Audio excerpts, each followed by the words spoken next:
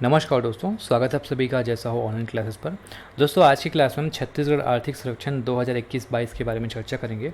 ये वीडियो बिल्कुल ध्यान से देखिएगा। आर्थिक सर्वेक्षण का पूरा ओवरव्यू आज मैं बताने वाला हूँ। अगर आपको इस वीडियो का पीडीएफ चाहिए तो प्ले स्टोर पर जाकर जैसा हो ऑनलाइन क्लास सर्च कर लीजिएगा। एप्लीकेशन के अंदर आपको एक स्टडी मटेरियल मेनू दिखेगा, वहाँ से आप ये पीडीएफ डाउनलोड कर सकते हैं। अगर आप चाहें तो टेलीग्राम से भी ये पीडीएफ डाउनलोड कर सकते हैं। टेलीग्राम में जैसा हो ऑनलाइन क्लास सर्च करिए और हमें ज्वाइन कर लीजिएगा, वहाँ पर मैं ये पीडीएफ शेयर कर दूँगा। अगर आप एडीओ एग्ज़ाम की तैयारी करना चाहते हैं तो घर बैठे एग्ज़ाम की तैयारी कर सकते हैं। एडीओ का कंप्लीट पैकेज और एडीओ का पंचायती राज, ग्रामीण विकास और आजीविका अलग से पैकेज लेना चाहते हैं तो ऑफर प्राइस पर अभी आपको एप्लीकेशन के अंदर मिल जाएगा बहुत ही कम प्राइस में। अगर आपको अधिक जानकारी चाहिए इस कोर्स के संदर्भ में तो इस नंबर पर आप कॉन्टैक्ट कर सकते हैं। ये हमारा व्हाट्सएप नंबर भी है, व्हाट्सएप में आप चैट कर सकते हैं।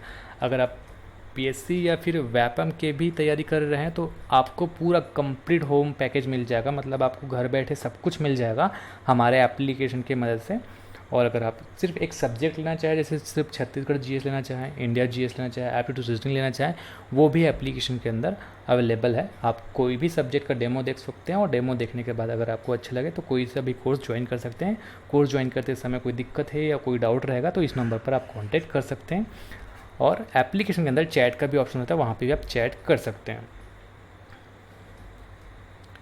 तो चलिए शुरू करेंगे आज का टॉपिक का नाम है छत्तीसगढ़ आर्थिक सर्वेक्षण वर्ष 2021-22। छत्तीसगढ़ आर्थिक सर्वेक्षण को टोटल 16 अध्यायों में बांटा गया है। यहाँ पे आपको नाम दिख रहा होगा, जैसे कि अध्याय में आर्थिक स्थिति एक समीक्षा लिखा हुआ है, उसके बाद जनसंख्या, राज्य, आय, मूल्यम, सार्वजनिक वितरण प्रणाली, ऐसे 16वां में सामाजिक सेवाएं से टोटल 16 अध्याय हैं। ठीक है, तो ये जो अध्याय 1 है जो आज हम पढ़ने वाले हैं, आर्थिक स्थिति एक समीक्षा, ये सबसे इम्पॉर्टेंट अध्याय है। यूँ कहे तो ये 16 अध्याय का जो समराइज्ड फॉर्म में कहें या फिर एक पूरा ओवरव्यू कहें आर्थिक सर्वेक्षण का, तो अध्याय 1 में मिलता है, जो कोई भी वन डे एग्ज़ाम के लिए बहुत ही इंपॉर्टेंट रहता है।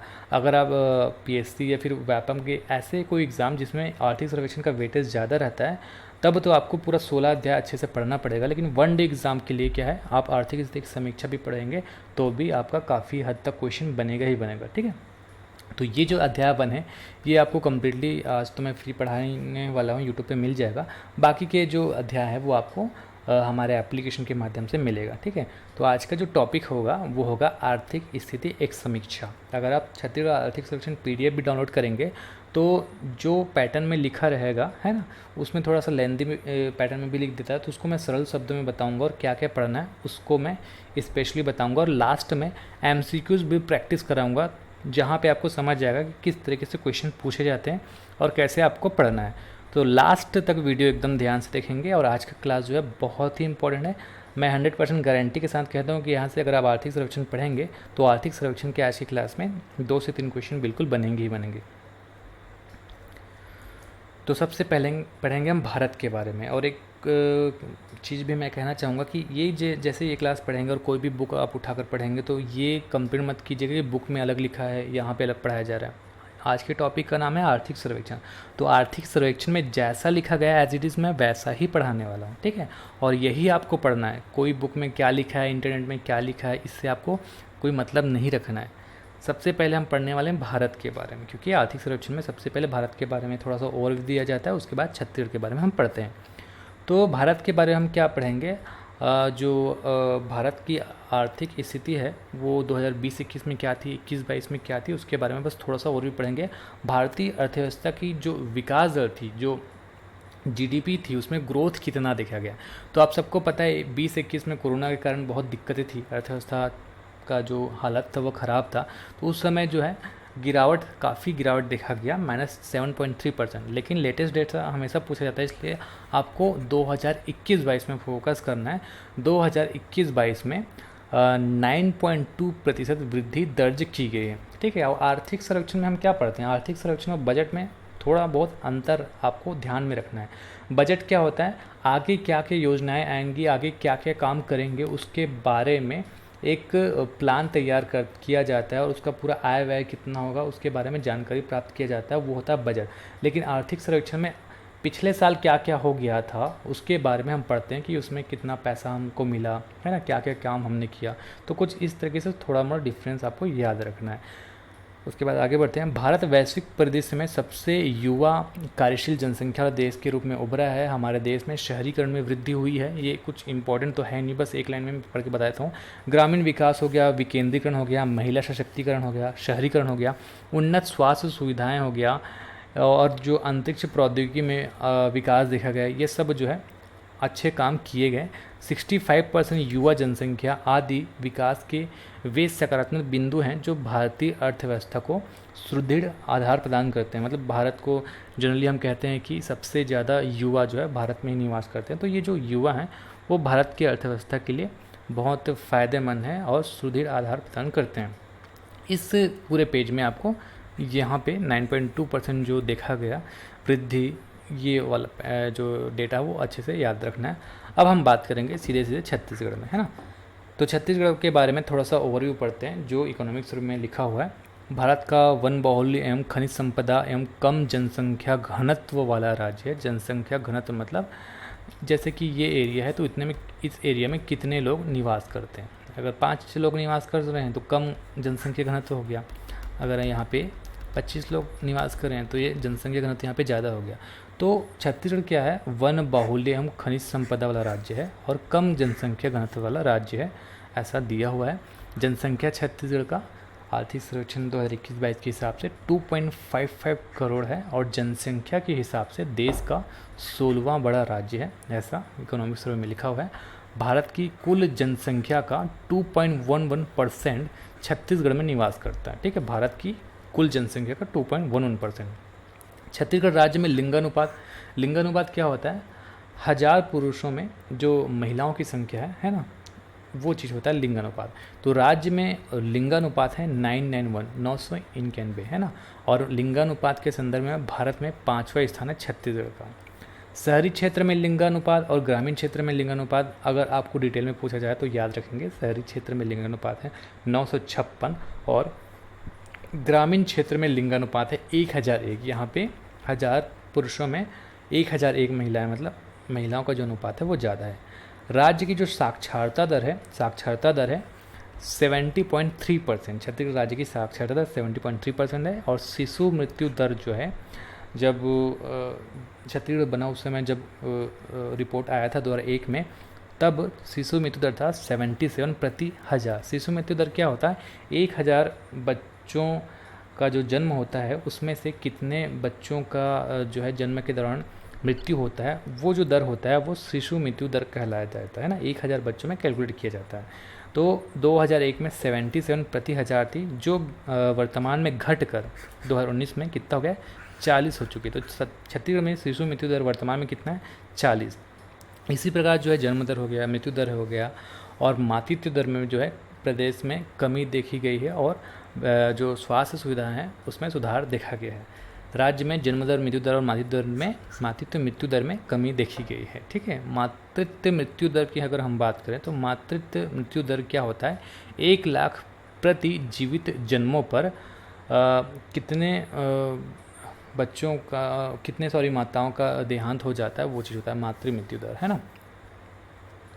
तो मातृ मृत्यु दर भारत और छत्तीसगढ़ के संदर्भ में हम पढ़ें तो 2001-03 में कितना था, भारत में 301, जो कि वर्तमान में SRS रिपोर्ट 2016-18 के अनुसार, ये वाला जो डेटा है वर्तमान वाला वो याद रखना है। मातृ मृत्यु दर जो है भारत में 113 और वर्तमान में छत्तीसगढ़ में 159 है, याद रखेंगे, छत्तीसगढ़ में 159, बहुत इंपॉर्टेंट ये डेटा। और 2030 तक लक्ष्य ये रखा गया है मातृ मृत्यु दर अनुपात को कि 100 से कम लाया जाए। 2030 तक मातृ मृत्यु दर अनुपात को 100 से कम लाने का लक्ष्य रखा गया है। राज्य में गर्भवती महिलाओं का जो प्रसव होता है वो संस्थागत प्रसव कितना % है, शासकीय अस्पतालों में कितना प्रसव हुआ है, इसके बारे में भी आपको याद रखना है। तो लेटेस्ट डेटा मैं पढ़ाऊँगा यहाँ पे। NFHS 5 वर्ष 2019-21 की रिपोर्ट के अनुसार शासकीय अस्पतालों में प्रसव दर है राज्य में 70%, मतलब जितने महिलाओं का प्रसव हो रहा है उसमें से 70% शासकीय अस्पतालों में हो रहा है। और संस्थागत मतलब शासकीय हो या फिर निजी हो, कोई भी संस्था ओवरऑल सबको मिलाकर घर का छोड़ के, है ना, संस्थागत प्रसव दर है 85.7%, याद रखेंगे, 85.7% संस्थागत प्रसव दर है राज्य में। छत्तीसगढ़ में शिशु स्वास्थ्य कार्यक्रम के कारण राज्य स्थापित होने से अब तक शिशु मृत्यु दर में तेजी से गिरावट देखी गई है। राज्य में शिशु मृत्यु दर 1000 जन्म पर जीवित बच्चों की संख्या मैंने आपको बताया था कि 2019 में घटकर कितना हो गया है 40 प्रति हज़ार। और 2030 तक क्या लक्ष्य रखा गया है कि इसको हम 15 तक कर पाएँ। जो शिशु मृत्यु दर 40 है उसको 2030 तक ये लक्ष्य रखा गया है कि इसको घटाकर 15 तक लाया जाए। अगला है राज्य का सकल राज्य घरेलू उत्पाद। छत्तीसगढ़ का जीडीपी हम पढ़ेंगे। जीडीपी का कैलकुलेशन अभी चल रहा है स्थिर भाव 2011-12 के हिसाब से। स्थिर भाव मतलब जिस ईयर को बेस ईयर लिया जाता है, मतलब जिसके हिसाब से कैलकुलेशन किया जाता है। तो आपको अगर आपको बेस ईयर पूछ दिया जाए या स्थिर भाव का जो ईयर है वो पूछ दिया जाए तो वो याद रखेंगे 2011-12। सकल राज्य घरेलू उत्पाद इकोनॉमिक, अगर आप भारत की अर्थव्यवस्था अगर आपने पढ़ा होगा तो वहाँ पे मैंने आपको बताया था। एक थोड़ा सा और ओवरव्यू दे देता हूँ। सकल घरेलू उत्पाद क्या होता है, जीडीपी एक विशिष्ट समय सीमा के भीतर, जनरली 1 साल ही हम लेते हैं, 1 साल के अंदर देश की जो सीमाएं हैं, देश की जो बाउंड्री है, उसके अंदर जितने भी वस्तु सेवा जो भी उत्पादित होते हैं उसका अगर हम मूल्य मापें, है ना, मतलब उसका जो कुल मौद्रिक या बाजार मूल्य आंके, उसको हम कहते हैं सकल राज्य घरेलू उत्पाद। ठीक है, तो देश के संदर्भ में कहें तो वो देश का हो जाता है जीडीपी, और राज्य के संदर्भ में कहें तो जीएसडीपी मतलब ग्रॉस स्टेट डोमेस्टिक प्रोडक्ट जिसको हम कहते हैं वो हो जाता है। तो किसी भी प्रदेश का सकल घरेलू उत्पाद उस प्रदेश की आर्थिक प्रगति को दर्शाता है। अब ये जो स्लाइड में हम पढ़ रहे हैं उसमें हम पढ़ रहे हैं उसका ग्रोथ, मतलब कितने % की वृद्धि जीडीपी में इस साल देखी गई है ना। तो वृद्धि दर हम पढ़ रहे हैं और यही पूछा जाता है, तो आपको याद रखना है। जैसे 2012-13 से यहाँ पे लिखा हुआ है, क्योंकि इकोनॉमिक्स में 12-13 से लेकर 21-22 तक बताया गया। तो आपको क्या क्या ध्यान देना है, सबसे ज़्यादा कौन से साल में देखा गया, सबसे कम कौन से साल में देखा गया, और सबसे इम्पोर्टेंट रहता है वर्तमान में। तो 2021-22 में राज्य के सकल घरेलू उत्पाद में कितने % की वृद्धि जो है देखी गई, 11.54%। कितना, 11.54%। सबसे ज़्यादा कौन से साल में था, 2016-17 में 12.13%। सबसे कम 20-21 वही कोरोना के कारण -1.37%।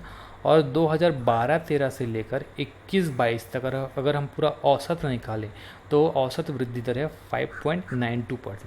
तो कितना याद रखेंगे, मुश्किल हो जाता है, इसलिए कम से कम जो लेटेस्ट डेटा है 21-22 उसको तो आप प्रैक्टिस करें और याद रखें।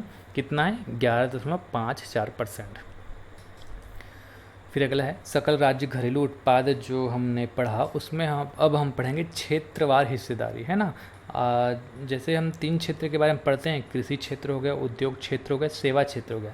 तो सकल राज्य घरेलू उत्पाद के डेफिनेशन में मैंने आपको बताया था कि कुल किसी भी भौगोलिक सीमाएं, अगर हम स्टेट की बात करें तो स्टेट की हो जाती है, देश की बात करें तो देश की बात होगी। तो उस स्टेट या उस देश की सीमा के अंदर जितना पैसा बनता है ना, वो हो जाता है आपका जीडीपी, है ना। चाहे वो किसी के उत्पाद के हिसाब से बने या फिर सेवा के हिसाब से बने, है ना। तो उसमें क्या हुआ है आपको ये याद रखना है, ये हम जो टॉपिक पढ़ रहे हैं वो क्या है कि उसमें कृषि क्षेत्र का कितना % हिस्सेदारी था, उद्योग क्षेत्र का कितना % हिस्सेदारी था, और सेवा क्षेत्र का कितना % हिस्सेदारी था। ठीक है, ये अगर जीडीपी है तो इसमें कृषि, उद्योग और सेवा कितने % हिस्सेदारी, ये सब हम पढ़ने वाले हैं। तो कृषि एवं संबद्ध क्षेत्र का जो हिस्सेदारी है वो है 16.73%। ये सब जो है अनुमानित है स्थिर भाव 2011-12 के हिसाब से। सकल राज्य घरेलू उत्पाद में क्षेत्रवार हिस्सेदारी, तो कृषि क्षेत्र का सबसे ज़्यादा इंपॉर्टेंट होता है। कृषि क्षेत्र का हिस्सेदारी जो है 16.73%, उद्योग क्षेत्र का 50.61% और सेवा क्षेत्र का 32.66%। और सबसे ज़्यादा यहाँ पे आप देखेंगे छत्तीसगढ़ में जो सबसे ज़्यादा उद्योग क्षेत्र का जो हिस्सेदारी है वो रहता है, और सबसे कम कृषि क्षेत्र का रहता है। तो सबसे ज़्यादा उद्योग, फिर सेवा, फिर कृषि क्षेत्र का 16.73%। याद रखेंगे, बहुत इंपॉर्टेंट है। 16.73% कृषि क्षेत्र का हिस्सेदारी राज्य के जीएसडीपी मतलब सकल राज्य घरेलू उत्पाद में। कृषि क्षेत्र में कौन कौन सा जो है सेक्टर आता है, कृषि क्षेत्र में क्या क्या आता है, मत्स्य पालन, पशुपालन, वानिकी, ये सब कृषि क्षेत्र के अंतर्गत आता है। उद्योग क्षेत्र में खनन, विनिर्माण, विद्युत, जलापूर्ति, निर्माण, ये सब शामिल है। और सेवा क्षेत्र में जितने भी सर्विस वगैरह है वो सब सेवा क्षेत्र के अंतर्गत आता है। यही चीज़ ग्राफ के माध्यम से बताया गया है। जैसे उद्योग क्षेत्र में वर्तमान में ये है, आप देखेंगे 2021-22 के हिसाब से हिस्सेदारी बताया गया कि उद्योग क्षेत्र का यहाँ पे आप देखेंगे सबसे ज़्यादा है 50.61%। और उसके बाद यहाँ पे कृषि क्षेत्र का और सेवा क्षेत्र का, तो सेवा क्षेत्र का है 32.66, कृषि क्षेत्र का 16.37%। तो ये ग्राफ भी आप ध्यान में रख सकते हैं, याद हो जाएगा। अब हम पढ़ेंगे कृषि वृद्धि दर, है ना। कृषि क्षेत्र में जो वृद्धि दर है ईयरवार, है ना, वर्षवार, उसको हम देखेंगे। तो आप वही है कि बहुत सारा तो मुश्किल हो जाता है याद रखना, सबसे लेटेस्ट है वो याद रखेंगे। 2021-22 में कितना वृद्धि अनुमानित है, 3.88%। कृषि क्षेत्र में वृद्धि 3.88% अनुमानित है। सबसे ज़्यादा 2016-17 में अच्छी फसल के कारण 21.28% वृद्धि दर देखा गया था, और सबसे कम 2017-18 में -10.9%, क्योंकि उत्पादन में इस समय कमी हुई थी। ओवरऑल अगर वृद्धि देखा जाए, औसत वृद्धि कृषि क्षेत्र में, तो 5.09% जो है अनुमानित है। लेकिन यहाँ पे आपको सबसे जो लेटेस्ट डेटा है इस पर अच्छे से याद रखना है। 2021-22 में कितना अनुमानित है कृषि क्षेत्र में वृद्धि दर, 3.88%। जैसे हम MCQ को अगर प्रैक्टिस करेंगे तब आपको याद होते ही जाएगा, ठीक है।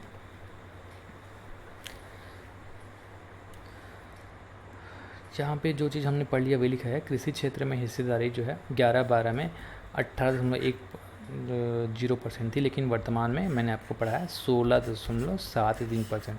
हिस्सेदारी और वृद्धि में कंफ्यूज नहीं होना। हिस्सेदारी क्या है, पूरे GDP में किसी क्षेत्र की हिस्सेदारी की हम बात करें, और ग्रोथ क्या हो जाता है, साल दर साल कितना बढ़ रहा है, कम हो रहा है ना, उसके हिसाब से हम देखते हैं। फिर अगला है औद्योगिक वृद्धि दर, है ना। उद्योग क्षेत्र में वृद्धि दर हम देखेंगे तो 2021-22 में 15.44% अनुमानित है। औसत वृद्धि 6.56% अनुमानित है। और उद्योग क्षेत्र की हिस्सेदारी GSDP में कितना संभावित, मैंने बताया 50.61%, सबसे ज़्यादा। फिर अगला है सेवा क्षेत्र में वृद्धि। सेवा क्षेत्र में 2021-22 में कितना वृद्धि अनुमानित है, 8.54%। और सेवा क्षेत्र का GSDP में हिस्सेदारी कितना था, 32.66%, दूसरे नंबर पर उद्योग क्षेत्र के बाद। अब MSP के बारे में बात करेंगे, न्यूनतम समर्थन मूल्य, जो 2021-22 खरीफ वर्ष अभी हाल ही में जो खरीदी हुआ है ना, उसमें किस समर्थन मूल्य पर खरीदा गया, उस पर हम चर्चा करेंगे। तो 2 कैटेगरी में कैटेगराइज किया जाता है धान को, एक होता है सामान्य, दूसरा होता है ग्रेड ए। कहीं कहीं पे यहाँ पे पतला या मोटा लिख दिया जाता है ना, ग्रेड ए को पतला धान भी लिखा जाता है, ठीक है। तो अलग अलग लिखा जाता है, चीज़ें सेम है।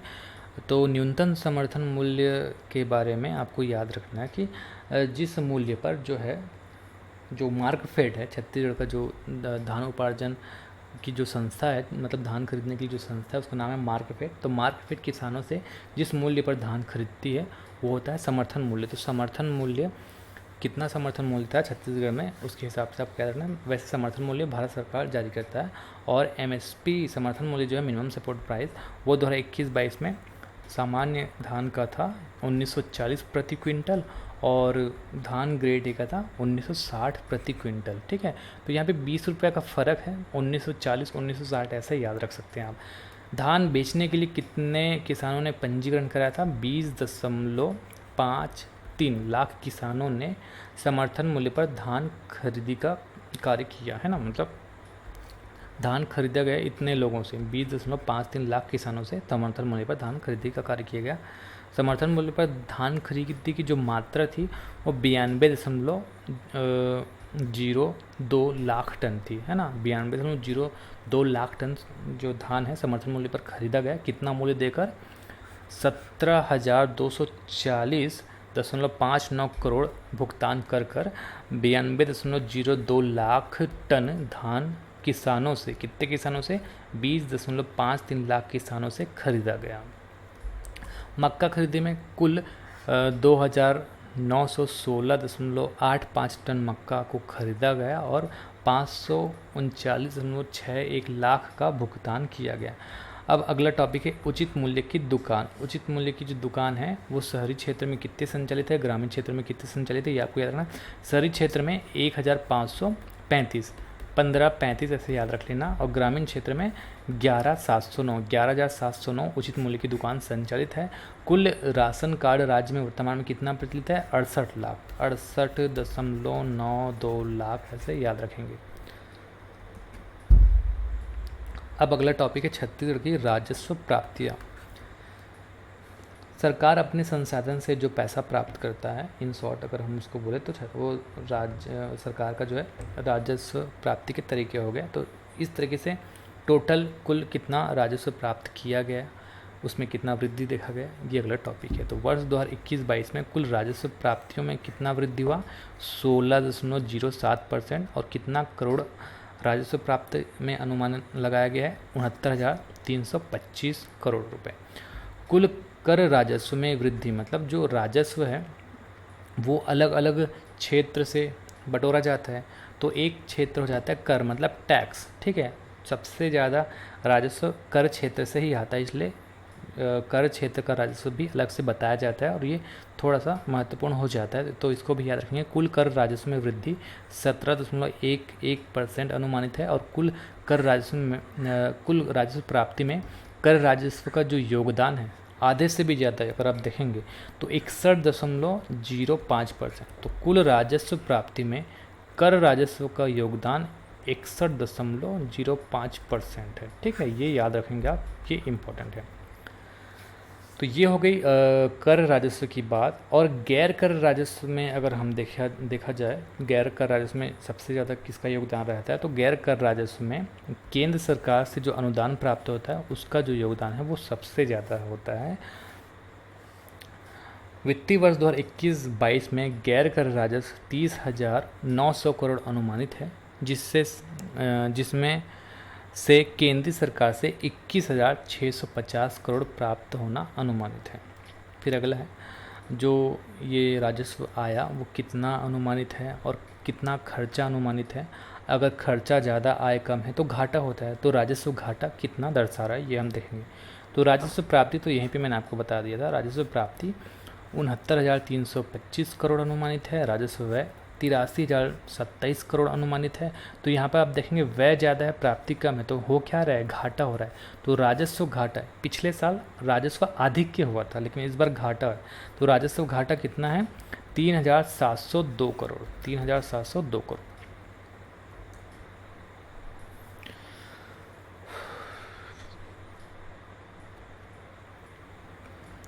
फिर अगला है जीएसटी का संग्रहण वर्ष 2021-22 के हिसाब से अगर हम देखें तो एसजीएसटी संग्रहण से 3,161 करोड़ का राजस्व प्राप्त हो चुका है, और आईजीएसटी संग्रहण से 1,776 करोड़ का राजस्व प्राप्त हो चुका है।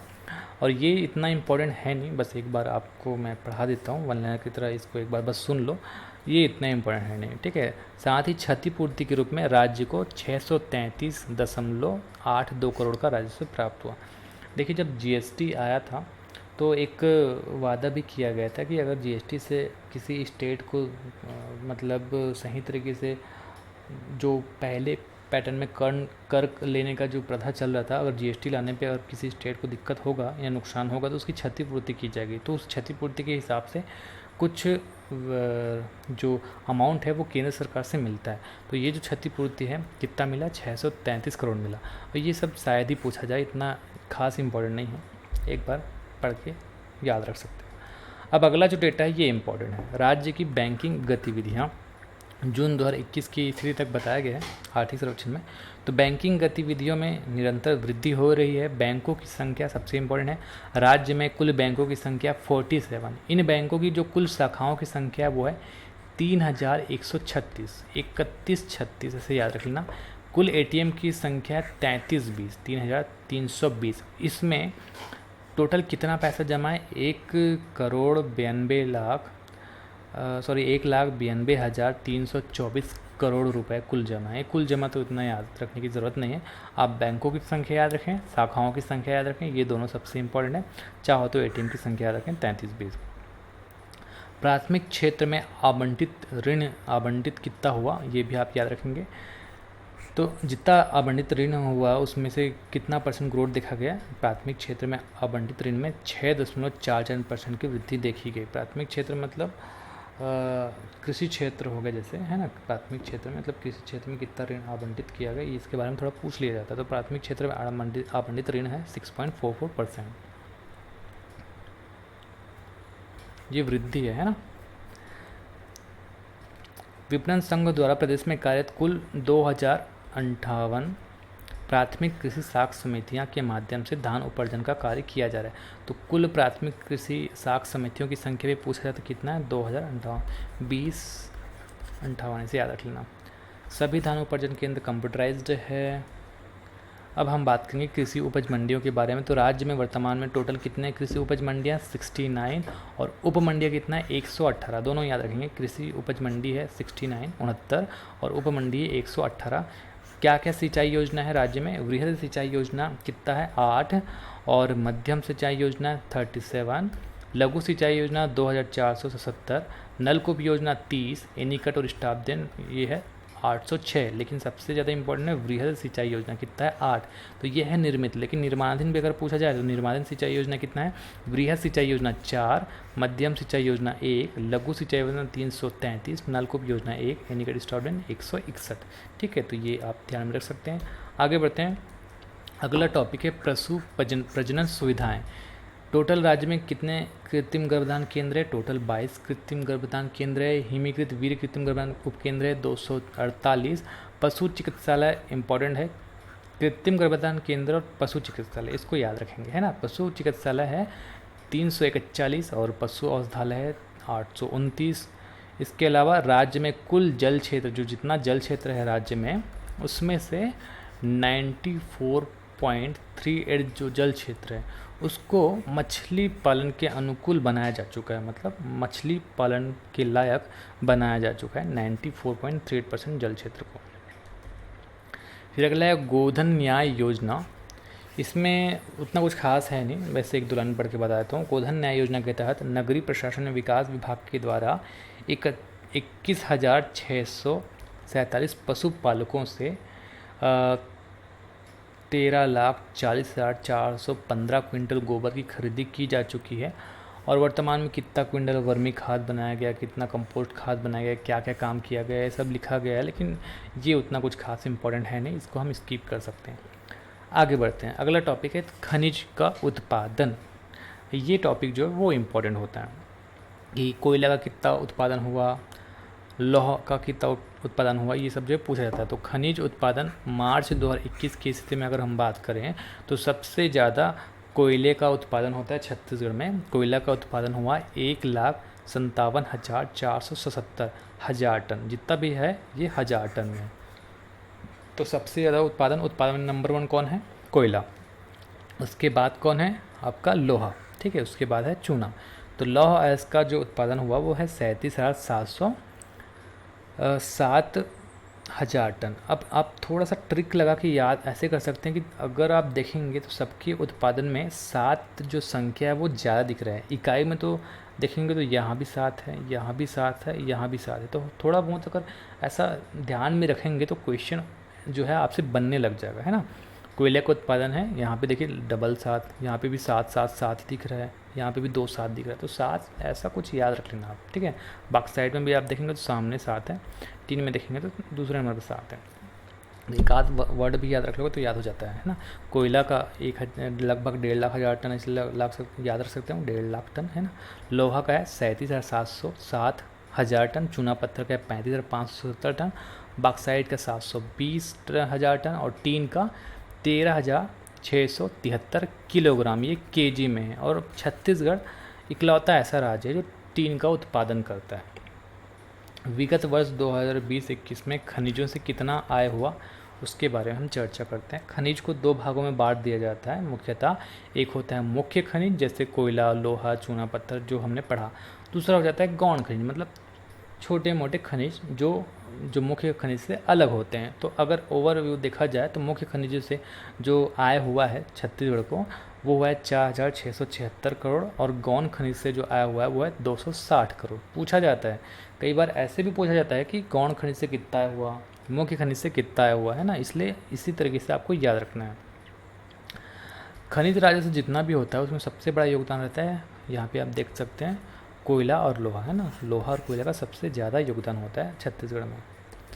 खनिजों से प्राप्त जो कुल राजस्व है, हमने अलग से मुख्य और गौण तो देख लिया, लेकिन कुल आय अगर आप देखेंगे खनिज से कुल राजस्व आय 2020-21 के हिसाब से तो 5,517.01 करोड़ प्राप्त होगा। छत्तीसगढ़ में अभी औद्योगिक नीति कौन सा चल रहा है, ईयर 19-24, कौन सा औद्योगिक नीति चल रहा है, 2019 से लेकर 24, 5 साल के लिए चलेगा। और राज्य में 19,265 हथकरघा केंद्र है, तो 19,265 करघों पर 55,795 बुनकरों को प्रत्यक्ष एवं अप्रत्यक्ष रूप से रोजगार मिल रहा है। फिर अगला टॉपिक है विद्युत का उत्पादन कितना होता है राज्य में। राज्य शासन के अधीन जितने भी विद्युत संयंत्र हैं, अगर हम उसकी बात करें तो वर्ष 2020-21 के दौरान जो कुल उत्पादन हुआ है वो है 18,857.681 मिलियन यूनिट। ठीक है, 18,857, इतना ही याद रख लो। और इसमें से कुल उत्पादन में ताप विद्युत से कितना हुआ, ठीक है, और जो जल विद्युत क्षमता है वहाँ से कितना हुआ, अगर ऐसा पूछा जाए तो सबसे ज़्यादा तापी से होता है। तो तापी उत्पादन कितना हुआ है 18,389 मिलियन यूनिट, ये सबसे अधिक है, और जली 462 मिलियन यूनिट। अब अगला टॉपिक है विद्युत क्षमता। राज्य की जो विद्युत क्षमता है उत्पादन करने की वो कितना है, तो कुल स्थापित क्षमता है 2,984.70 मेगावाट, जिसमें से ताप विद्युत क्षमता है 2,840 मेगावाट सबसे ज़्यादा, जल विद्युत क्षमता है 138.7 मेगावाट, और इसके अलावा अन्य है 6 मेगावाट। वर्ष 2020-21 में जो विद्युत में वितरण हानि प्रतिशत है वो कितना रहा, 16.84% रहा। घरेलू उपभोक्ताओं को विद्युत देयकों में राहत योजना के अंतर्गत 2020-21 में कितना लाभ हुआ और कितने उपभोक्ताओं को लाभ हुआ, तो राज्य के लगभग 40.22 लाख उपभोक्ताओं को 405.89 करोड़ की छूट दी जा चुकी है। अब अगला टॉपिक है महात्मा गांधी राष्ट्रीय ग्रामीण रोजगार गारंटी योजना। ये योजना बहुत ही इंपॉर्टेंट है, यहाँ से जो डेटा है वो जनरली पूछे जाते हैं। तो इस योजना के तहत 2021-22 में जो महात्मा गांधी रोजगार योजना है ना, उसमें जो कुल व्यय हुआ वो है 2270 करोड़ रुपए, और इसमें से जो कुल मानव दिवस सृजित किए गए, मतलब कितना काम सृजित किया गया, तो 737.82 लाख मानव दिवस सृजित किए गए। ये याद रखेंगे आप। 100 दिन का रोजगार कितने परिवारों को मिला गया ये भी आता है, तो 100 दिवस रोजगार उपलब्ध कराए गए परिवारों की संख्या है 32,405। जल जीवन मिशन के अंतर्गत 2021-22 में कुल 65,500 परिवारों को घरेलू कनेक्शन के माध्यम से पेयजल उपलब्ध कराया गया, ये भी आप याद रख सकते हैं। और वर्ष 2021-22 में माह अगस्त तक 1,17,360 वाहनों का रजिस्ट्रेशन कराया गया, ये इतना इम्पोर्टेंट है नहीं। आगे बढ़ते हैं। तो आज का जो टॉपिक है आर्थिक स्थिति एक समीक्षा, ये तो ख़त्म होता है, ठीक है। इससे आगे का जो टॉपिक है वो आपको हमारे मोबाइल एप्लीकेशन के माध्यम से मिलेगा। तो आज जितना भी हमने पढ़ा उससे संबंधित MCQs अब हम पढ़ेंगे, 50-60 से ज़्यादा MCQs मैं आपको पढ़ाऊँगा। और अगर आप ये MCQs प्रैक्टिस कर लेंगे तो बहुत ही आपके लिए फ़ायदेमंद रहेगा, क्योंकि आपको इसी से पता चलेगा कि इकोनॉमिक सर्वे में क्वेश्चंस कैसे आते हैं और बनाएंगे हम कैसे।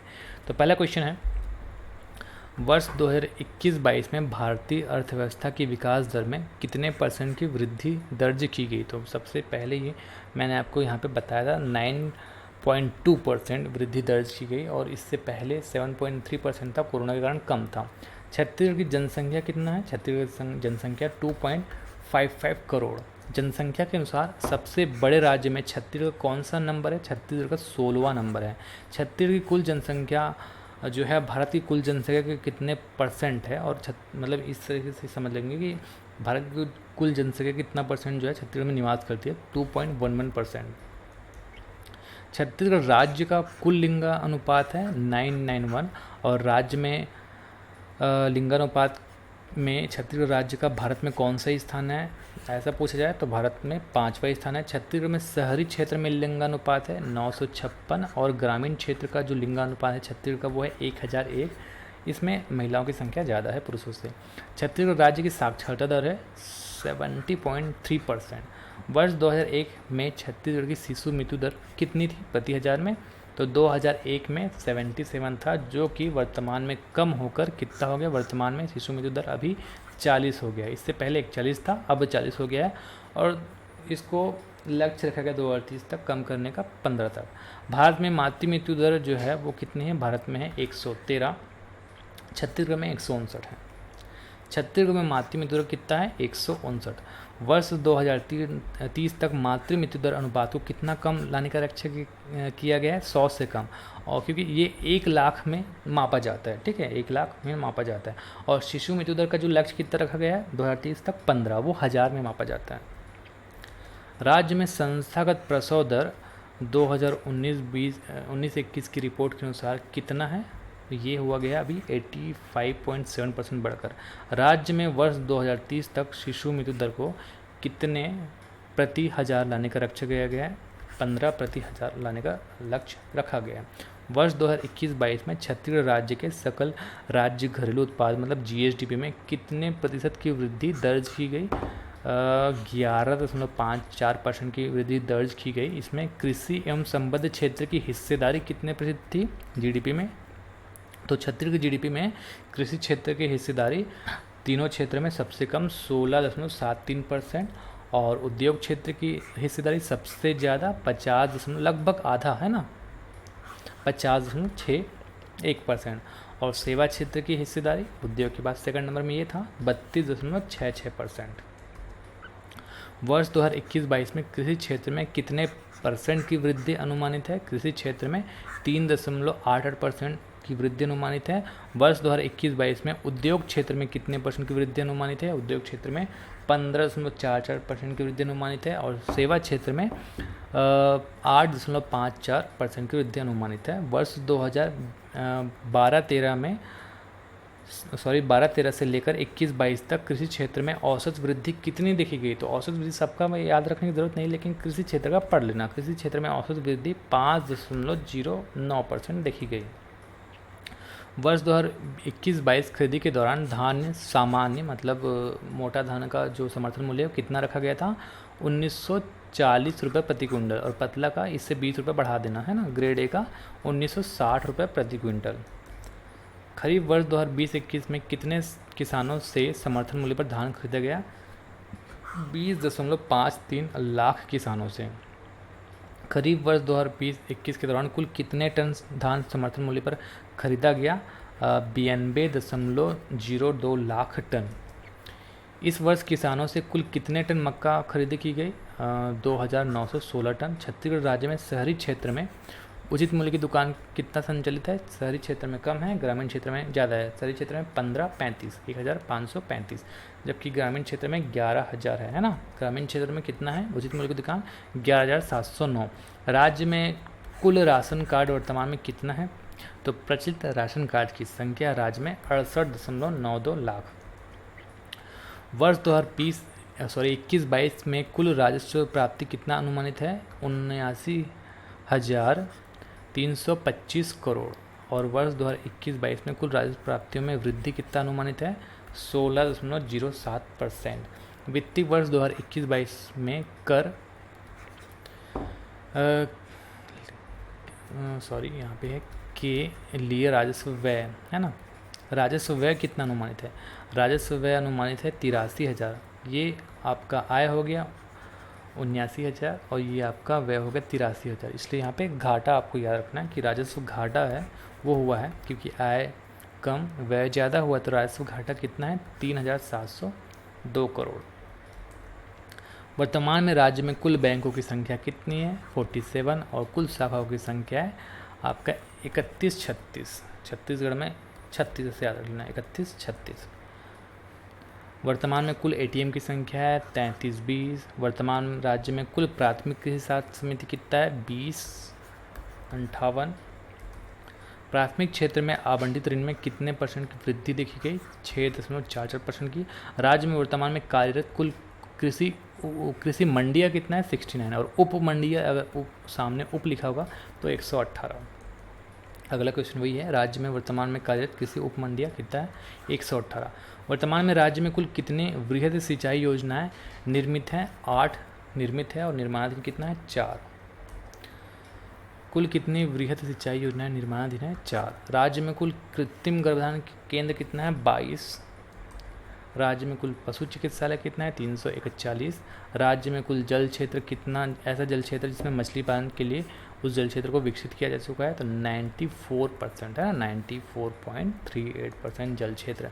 राज्य में मार्च 2021 की स्थिति में कुल कितने हजार टन कोयला का उत्पादन किया, तो मैंने आपको बताया सब में 7 याद रखना है ना।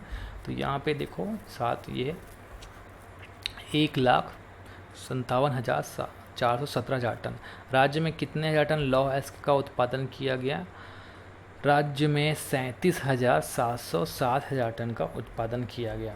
विगत वर्ष 2020-21 में मुख्य खनिज से कितना आय हुआ, मुख्य खनिज से 4,676 करोड़ का आय हुआ और गौण खनिज से 260 करोड़ का आय हुआ। खनिज से कुल राजस्व आय कितना प्राप्त हुआ, कुल राजस्व आय प्राप्त हुआ 5,517 करोड़। और वर्तमान में कितने करगृहों की संख्या है छत्तीसगढ़ में 19,265 और इस 19,265 में कितने बुनकरों को प्रत्यक्ष अप्रत्यक्ष रूप से रोजगार प्राप्त हो रहा है 55,795 बुनकरों को। राज्य में कितना विद्युत का उत्पादन हुआ 2020-21 के दौरान, तो कुल कितना यूनिट उत्पादन हुआ 18,857 मिलियन यूनिट। वर्तमान में राज्य में कुल स्थापित विद्युत क्षमता कितना है 2,984 मेगावाट। वर्तमान में राज्य में स्थापित तापी विद्युत क्षमता कितना है, तापी है 2,840 मेगावाट और जल है 138.7 मेगावाट। ठीक है, जल विद्युत क्षमता कितना स्थापित है 138.7 मेगावाट। विद्युत वितरण हानि प्रतिशत कितना रहा, ये रहा 16.84%। घरेलू उपभोक्ताओं को विद्युत देयकों में राहत योजना के अंतर्गत वर्ष 2020-21 में कितने उपभोक्ताओं को छूट दी जा चुकी है 40.22 लाख उपभोक्ताओं को। वर्ष 2021-22 में महात्मा गांधी राष्ट्रीय गारंटी रोजगार योजना में कुल कितना व्यय किया गया, कुल कितना व्यय किया गया 2,270 करोड़ व्यय किया गया। और इसमें मनरेगा में कुल कितने लाख मानव दिवस सृजित किए गए वर्तमान में, तो ये आपको याद रखना है 737.82 लाख मानव दिवस। महात्मा गांधी रोजगार योजना के अंतर्गत 100 दिवस का जो रोजगार है कितने परिवारों को मिला, 100 दिवस का रोजगार मिला 32,405 परिवारों को। तो दोस्तों आज की क्लास में इतना ही पढ़ेंगे। अगर आपको ये वीडियो अच्छा लगा तो वीडियो को आप ज़रूर लाइक कर दीजिए, शेयर कर दीजिए। चैनल को सब्सक्राइब नहीं किया है तो चैनल को सब्सक्राइब कर दीजिए। आज के लिए बस इतना ही। नमस्कार, धन्यवाद।